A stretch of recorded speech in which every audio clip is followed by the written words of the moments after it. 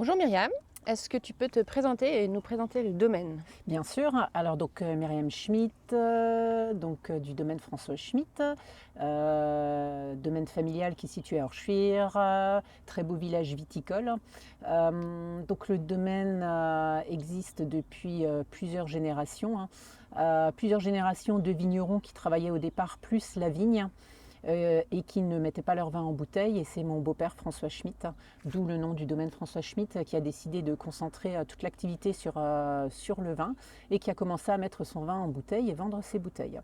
Donc on a une très vieille famille de vignerons. On est finalement une assez jeune entreprise de vente de vin en bouteille. Donc c'est mes beaux-parents qui ont commencé les ventes. Frédéric, donc leur fils qui a rejoint le domaine en 97 et moi qui ai rejoint le domaine un petit peu plus tard. Voilà, donc domaine de 13 hectares en agriculture biologique. Donc on travaille en bio depuis 2005, on travaille en biodynamie, on a fait notre passage en biodynamie en 2016. Donc bien sûr certifié EcoCert et Déméter. Et donc nous travaillons sur 13 hectares, donc principalement sur le village, donc coteau du Bollenberg, 80% à peu près des vignes proviennent de ce coteau-là, et bien sûr sur notre grand cru, le Pfinsberg, où nous avons du Riesling et du Gewürztraminer, donc à peu près 1 hectare de vignes sur ces coteaux-là. Voilà. Et on produit grosso modo 75 000, 80 000 bouteilles par an. C'est de toute façon compliqué de gérer un domaine, que ce soit en bio, en biodynamie ou même en conventionnel. Après, il faut surtout rester bien clair dans les choix que l'on fait. Avoir une ligne directrice. Et après, pour le partage des rôles, finalement, les choses se sont faites assez facilement. Moi, je ne suis pas du tout issue du monde du vin au départ. Donc, autant dire que la partie vinification, c'était pas du tout mon rôle. Le travail dans les vignes, c'est vraiment Frédéric qui fait tous les choix, les orientations sur la partie travail du sol. Et évidemment vinif. Et moi, mon domaine, comme j'étais quand même issue d'une école de commerce, c'était plutôt la partie vente. Donc les choses se sont vraiment faites naturellement. Donc quand je suis arrivée sur le domaine, je me suis concentrée sur la partie vente, développement et bien sûr tout ce qui est papier. Et Frédéric est resté sur sa partie à lui, qui est plutôt vinif et viti, sachant que évidemment on se complète. Donc j'aime aussi aller dans les vignes parce que je pense que c'est important de rester connecté aux vignes, de pouvoir suivre aussi l'évolution, de comprendre les millésimes, d'être là bien sûr pendant les vendanges. Et comme lui avec moi sur le terrain, quand on va voir des importateurs, quand on fait des salons, pour rester en contact avec la clientèle. C'est important, je pense, d'avoir toujours ces deux côtés-là.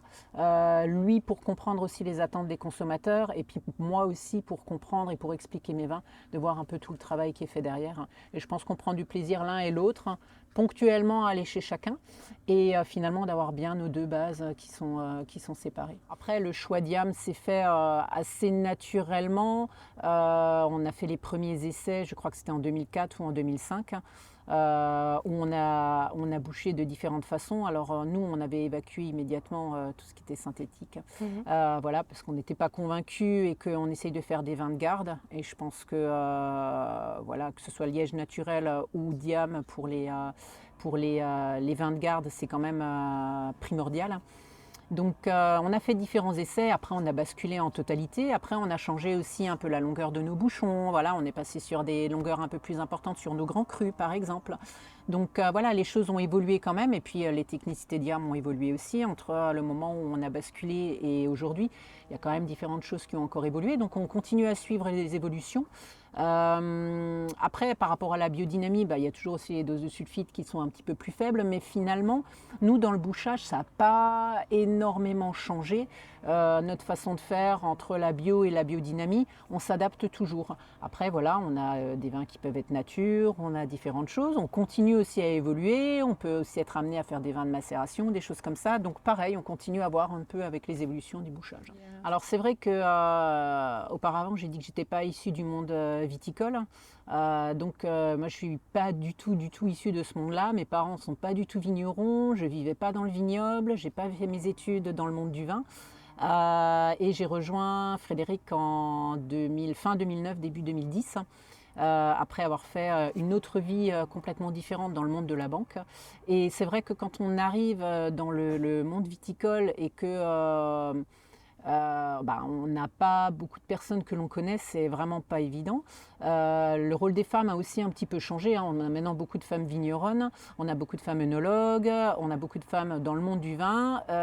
Au départ, c'était pas aussi facile que ça. Je suis arrivée sur le domaine en 2010 et j'ai eu le bonheur de pouvoir intégrer l'association Les Divines d'Alsace qui a été créée en 2011. Alors je dis pourquoi le bonheur? Parce qu'il se trouve qu'on s'est retrouvés à plusieurs femmes. Alors soit déjà des vigneronnes, soit des femmes qui étaient comme moi, issues d'un monde différent et qui sont venues rejoindre le monde viticole. Et du coup, je me suis créé tout un réseau.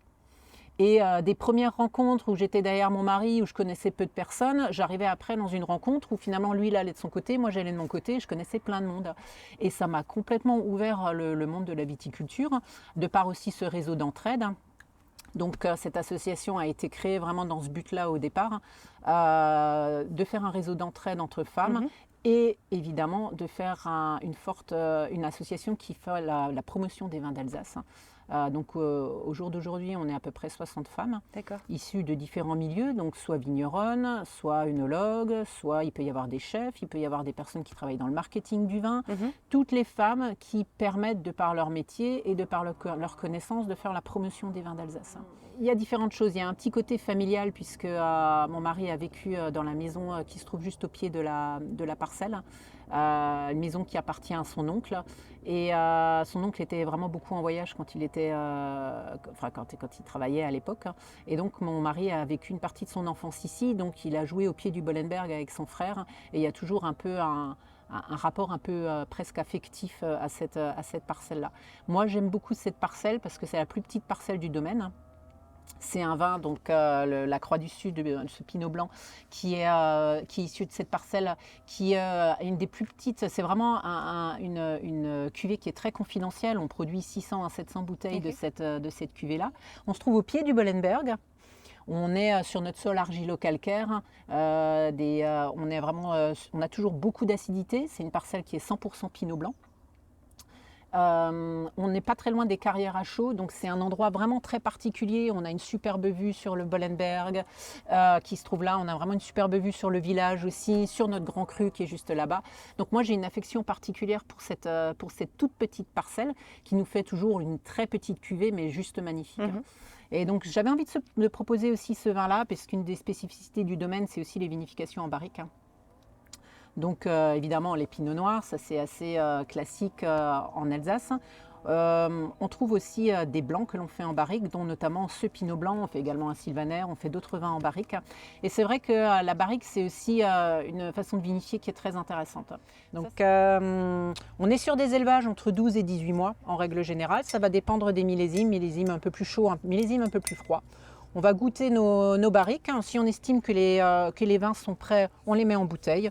Lorsque on a des barriques qui attendent encore d'être un petit peu plus homogènes, on va les mettre 6 mois en masse. Donc celui-ci est resté 1 an en barrique. On est sur le millésime 2018. Donc pour rappel, millésime 2018, on était sur un été qui était quand même assez chaud. On avait même eu un épisode de grêle sur 2018, début juillet il me semble. Mais voilà, on est sur un millésime qui était changeant par rapport à 2017 où on avait tellement d'acidité. On arrivait sur quelque chose d'un petit peu plus ample. Voilà, sur le côté, alors pas de sucre parce qu'on n'a pas de sucre sur le domaine, mais voilà, côté un petit peu plus riche, un petit peu plus mûr. Donc là, on est à ta santé. Santé. Voilà, donc on va retrouver le côté assez gras. On a beaucoup de fraîcheur, on a toujours une belle acidité, mais on a cette amplitude déjà que l'on a au nez. Alors la barrique est déjà bien intégrée, bien fondue. L'idée quand on fait un vin en barrique, c'est pas d'avoir le goût du bois, c'est pas du tout ce qu'on recherche. C'est toujours cette micro-oxygénation qui est apportée par la barrique et ça c'est toujours très intéressant sur les vins. Donc voilà, on a un peu le bois, mais qui est déjà bien fondu, bien intégré.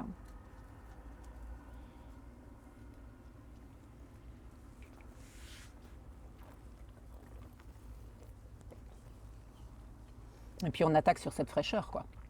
C'est vraiment ça qui est là. On a vraiment ce côté très esté. On a ce calcaire aussi qui est là, qui amène toujours cette profondeur d'acidité. on a cette amplitude qui est encore accentuée par la barrique, ce gras qui est apporté en milieu de bouche. Et derrière, on termine presque sur un côté salin, quoi. C'est vraiment une très belle longueur, une très belle acidité, hein. C'est un vin que j'aime beaucoup, qu'on peut vraiment proposer sur une très belle viande blanche, par exemple. Un plat qui est très bien travaillé, ça accompagne vraiment de très belles tables. Super, ben, merci. Et ben, je t'en prie, et puis vive les vins d'Alsace. Oui, santé.